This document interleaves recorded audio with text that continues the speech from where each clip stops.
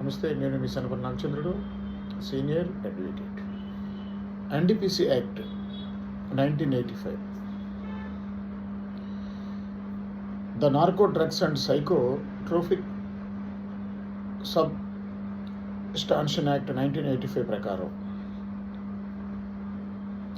శిక్షలు అంతంత కఠినంగా ఉంటాయి.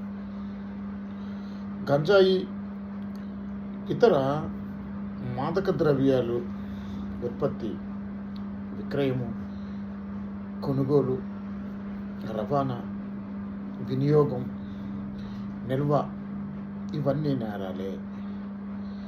ఇతర ఏ కేసులోనైనా నిందితుడు నేరం చేశాడని పోలీసులు ప్రాసిక్యూషన్ నిరూపించాలి.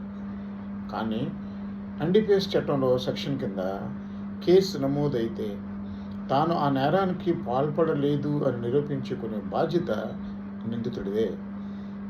ఈ కేసులో బెయిల్ రావడం చాలా కష్టం. 20 years వరకు శిక్ష పడే అవకాశం ఉంది. 1,00,000 రూపాయల వరకు జరిమానా కూడా కట్టవలసి ఉంటుంది. అదేవిధంగా దుర్భరమైన జీవితాన్ని అనుభవిస్తారు. తస్మాత్ జాగ్రత్త. గంజాయి వెరీ డేంజరస్ కేసు.